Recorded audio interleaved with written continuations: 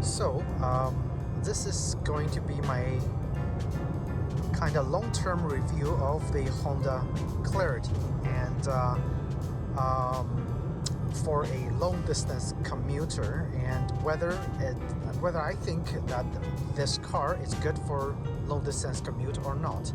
And in my opinion, this is actually a great car for long-distance commute because my commute consists of almost 95% highway driving, 5% in a city, and I was lucky enough to have a charging station both near my work, and I'm charging my Clarity plug-in hybrid at home every night.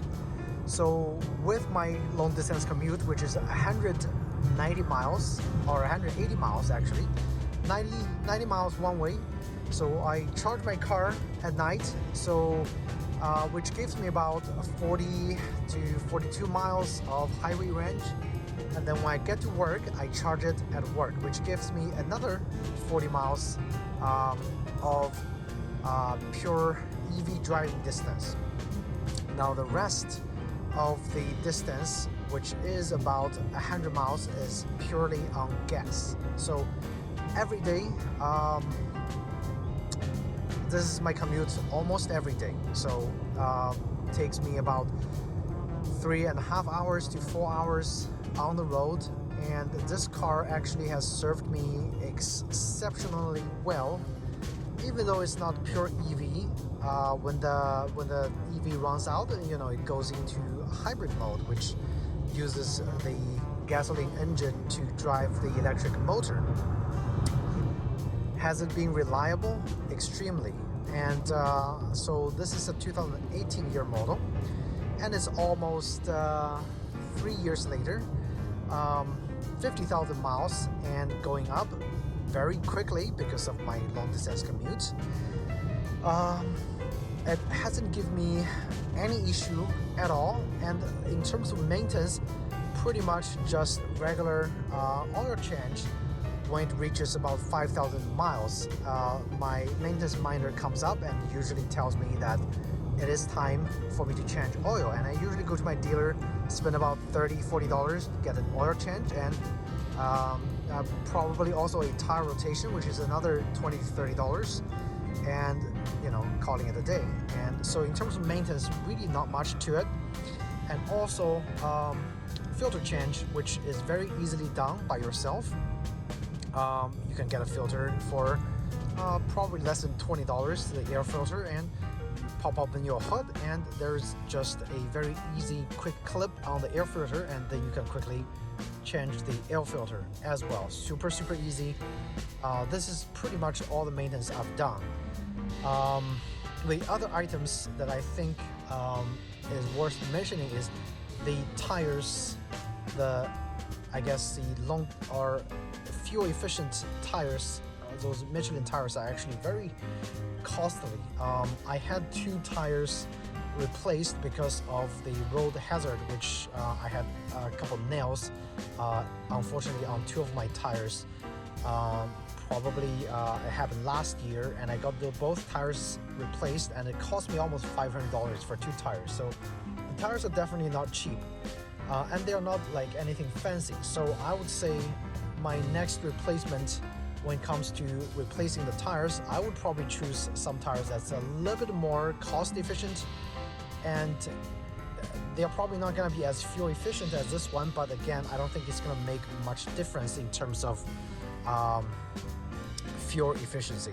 Probably within 1 miles per gallon difference. That is my estimate, but the car itself extremely fuel efficient. So on the highway, when I'm using the plug-in hybrid mode, so plug-in or like gasoline engine mode, it goes about 40 to 42 miles per gallon, and the gas tank is about 7 gallons. So definitely very fuel efficient, almost as efficient as the Honda Insight, which is purely a plug-in hybrid without the battery, and it's a smaller car.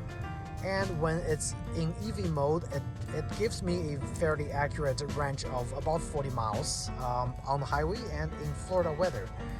If you're up north, the range can go down significantly in the winter time. So when it's in the EV mode in the winter time, last year I was in Jersey working for about a year, and the EV range is pretty horrible in the winter time. It gets, I get about 30 miles of maximum EV range with heater on. So this car on EV is definitely not good for long distance commute in the northern kind of colder climate. But in warmer climate, 40 miles guaranteed. And in the city, it gets more than 40 miles. It gets almost 50 miles because of the stop and go traffic. This car is very, very efficient in the city, and it's quite efficient on the highway as well.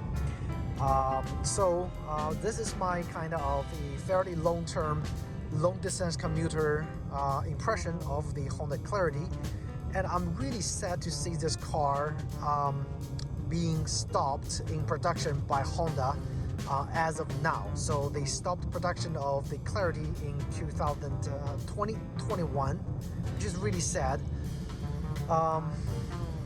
Only after 4 years of production, and I think this car is definitely one of the best plug-in hybrid out there in terms of capacity. I can fit 2 bikes in the car, which is amazing. So that just tells you how roomy this car is. And my last car was a Honda Accord, which is considered a slightly larger car than this one. Actually, that car barely fits 2 bicycles. This one fits 2 bikes, and I have a video of how to fit 2 bicycles in this car. If you guys are interested, click the link on the top right corner to check it out. Other than that, very, very reliable car. In terms of improvement, I definitely think if Honda is ever gonna make another plug-in hybrid, could use a little bit more battery range, and infotainment system could definitely use an upgrade.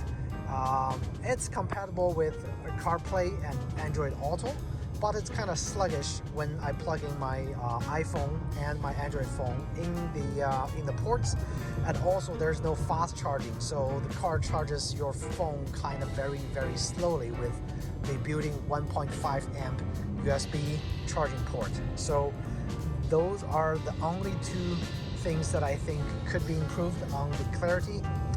And also the audio system, it's kind of sucks. It's not as powerful, but again, just a nitpick.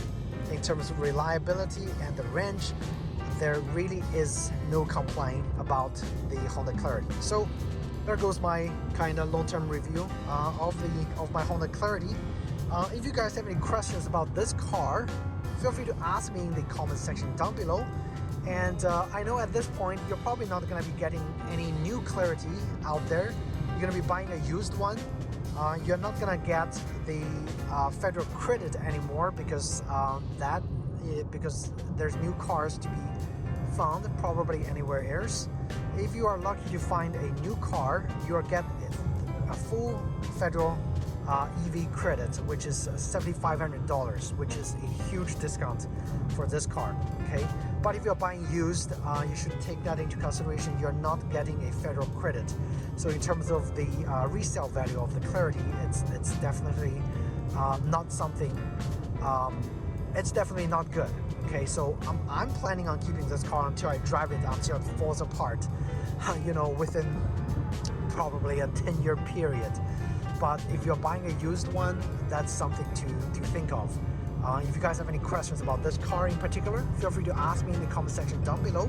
Otherwise, I hope you found this long-term review kind of helpful in helping you decide whether you should get this car or not. And if you haven't noticed, I'm holding my phone and I'm having the car on lane keeping assist. So I didn't turn on the adaptive cruise control, which I could, but this is Also, something worth mentioning, the car very comfortable to drive on the highway because of the adaptive cruise control and the lane keeping assist. It helps to ease your driving fatigue on the long distance commute, most definitely. It makes driving a lot more fun compared to other cars that doesn't have adaptive cruise control or the lane keeping assist. Okay, so there you have it. Take care, guys.